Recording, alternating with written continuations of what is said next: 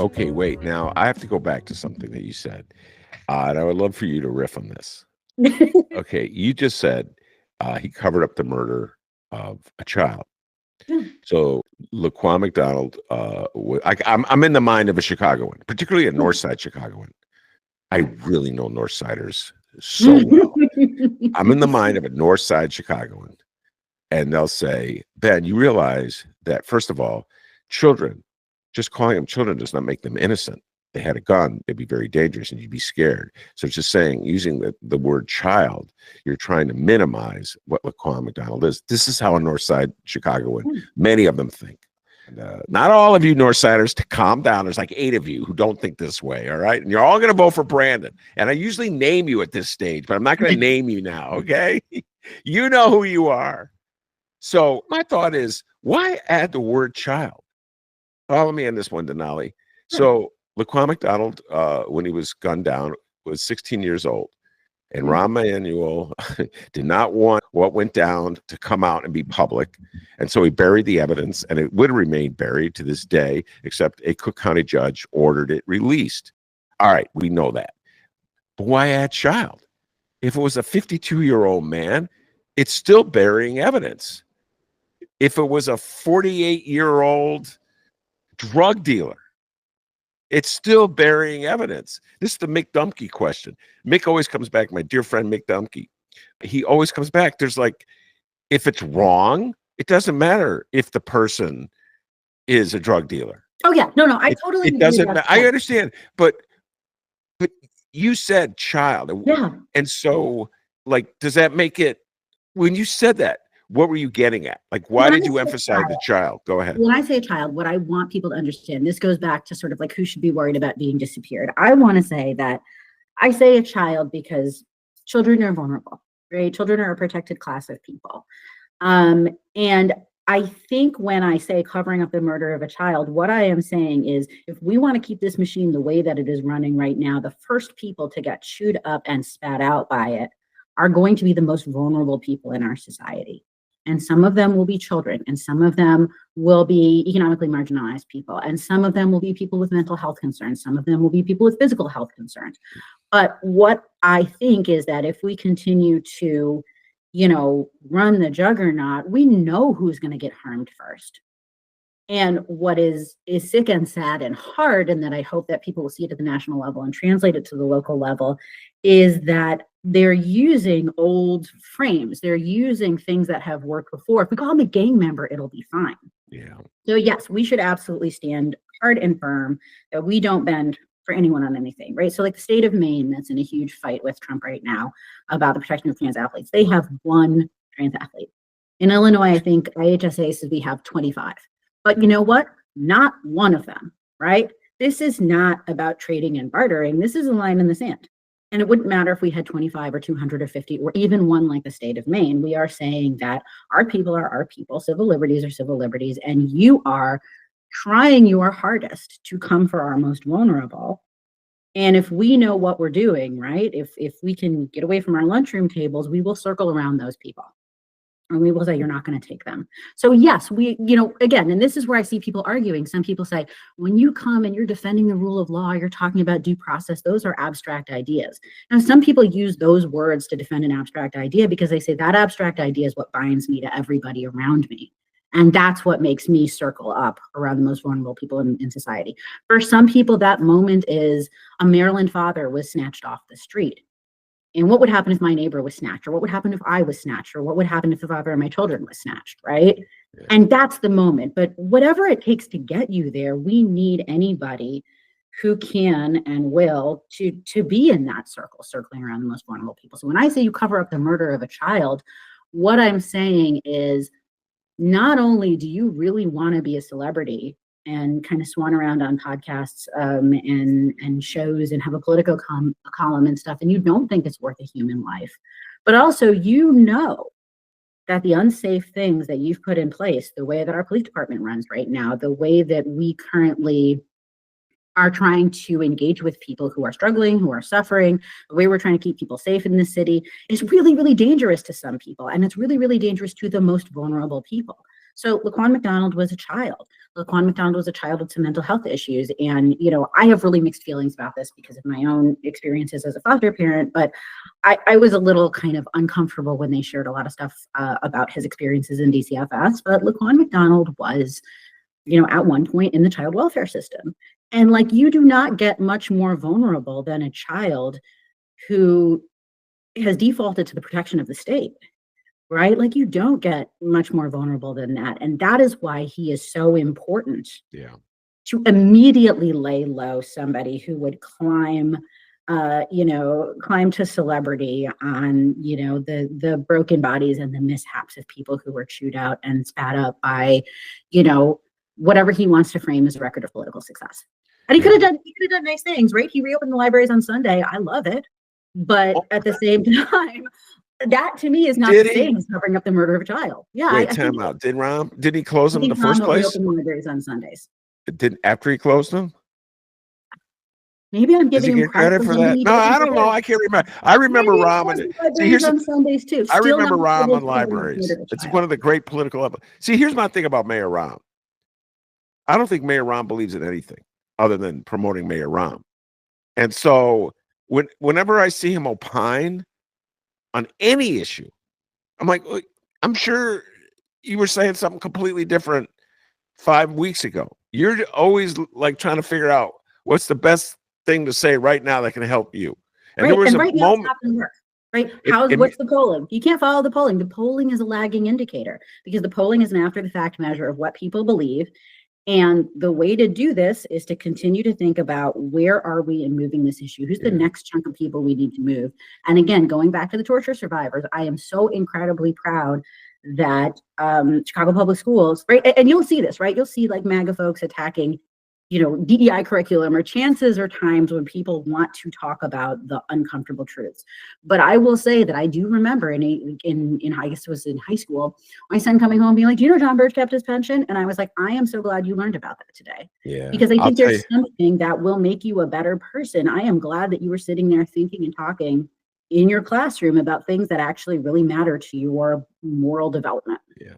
By the way, since we're in this new phase of the Ben Joravsky Show where I don't tell people, I don't identify anything, Denali's made several references to John Burge. I will just spell the last name so you can look it up. And I'm not even going to say what class of people. Who John Burge is. Am I allowed to identify people? No, I think in this Burge. We're trying to give people historical touchdowns. Yeah. Well, I don't know if I'm allowed to talk about this because Donald Trump has outlawed any kind of conversation that deals with race, specifically the pernicious way in which race is used against Black people. So I don't know if I'm allowed to talk about this. Donnie's gonna deny me federal funding, which I don't get anyway. So, but John Burge was, to put it mildly, a notorious police officer in the 70s and the 80s. He was a detective in the South Side, and man, they was like round up Black people and torture them into confessions. I forget how many convictions have been thrown out, how many settlements have been reached, how much money has been spent, how many lives have been destroyed by this practice. And the city of Chicago, the leaders that you elected, Chicagoans, generally looked the other way because they didn't want to confront it. They didn't want to confront these tactics that the police were using against Black people, mostly Black people. This gets at the point Denali made earlier in this show, that it's specifically targeted the worst abuses in the city of Chicago, in particular, against Black people. And as a settlement, yes, we're supposed to teach the horrific story of police torture that went on in our lifetime by police officers who were largely operated because people in power looked the other way. And that would include that man you guys elected so many years and would still be electing him if he just didn't get tired of being mayor of the city of Chicago. His name is Daley. You can look him up. Daley. Sorry, Denali. No, I just had to do that. I had to do that. It was beautiful. Let me say one other thing. So the Washington Post had this article this morning about this lawyer, this young woman, former pageant competitor, conservative lawyer. Her name is Lindsay Halligan. Yeah. And she is going to be the person who is going to be helping root DEI out at the Smithsonian. And I grabbed this quote because I thought it'd be interesting, but she said that she was going around these museums and she saw exhibitions that did not focus on America at all. And she said, there's a lot about other countries, history that has nothing to do with America. And I think, America is so special. We should all be focused on how amazing our country is and how much America has to offer. And I just want to say that is the sentiment behind the nothing inflamed people at the Heritage Foundation more than the 1619 Project. Nothing inflamed people more than wanting to teach honest history or wanting to talk about different touchstones to these things. So nothing makes people madder, which again is another brilliant move on the part of the Torture Survivors Coalition to say, we want this taught in the schools because we want people to know and we want people to think about things. And we also know that people can hold two things in their minds. Again, right, seeing people go through their political adolescence and seeing a lot of, white Americans that I know saying I don't love America anymore. I'm saying that's your right, that's fine.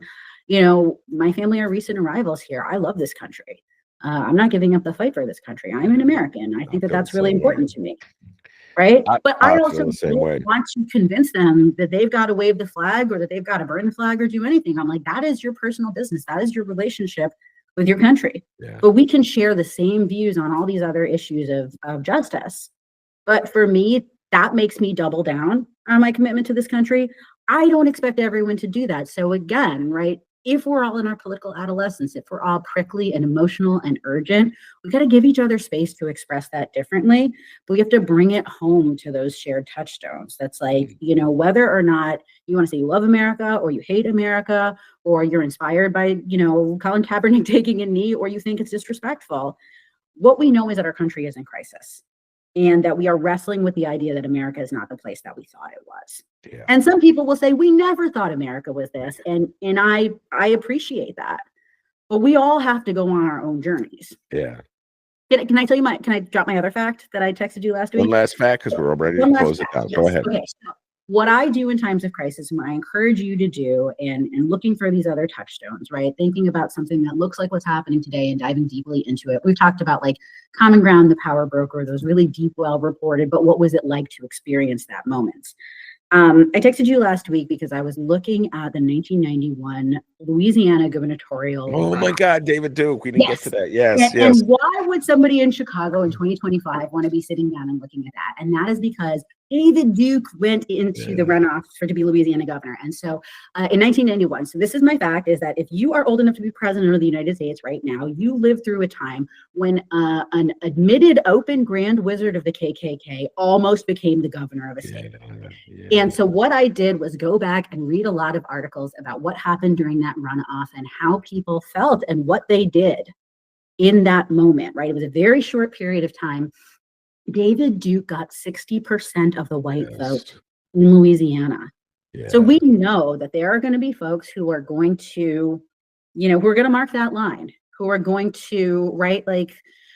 That's really hard to deal with. But we have to know that, in Louisiana in 1991, people were dealing with this idea, governors have a lot of power about how programs run, about how funding is spent. A lot of folks did not want David Duke to become the governor of the state of Louisiana. And regardless of how they felt about the other guy, regardless of how they felt about each other, they knew that it was extremely important for David Duke not to be the governor of Louisiana. So I want to think about those people. I want to think about the Homan Square torture survivors. I want to think about the people who, were raising the alarm around Guantanamo Bay. I want to think about all of these people because they know things that we need to know now. Yeah, that is a good place to end it. Yes. And maybe we do a whole show about David Duke's 1991 tour. That is so deep. Wow. I owe you a David Duke show. I owe you a Rudy Giuliani show. I mean, Giuliani, man, that's a whole other trip. So as for homework, listeners, before Denali and I do this, watch the Spike Lee movie Black Klansman. David Duke. I don't know if you ever saw that movie, Denali. David Duke is there's an actor who plays David Duke in that movie. You want to get a sense of who Louisiana came close to electing as his governor. Check out Spike Lee's great movie, Black Klansman. All right, Denali, thank you very much. As always, it's always a blast talking to you. And keep sending me those texts. I'll keep sending them to you, and we'll see you next month, all right? All right, Ben. All right. Thank you very much, Don't you Sonali. forget about me. Don't you forget about me. That's a song from the Breakfast Club. And I think it is a song from the Breakfast Club. It is actually. a song for the Breakfast Yeah. Club. I also want to thank producer Chris. He does an outstanding job. And he loves the Breakfast Club as much as you do. I don't know if he does. But producer Chris, give yourself a raise. Take it out of petty cash. Peace and love. Take care, Denali. Bye-bye, everybody. Bye.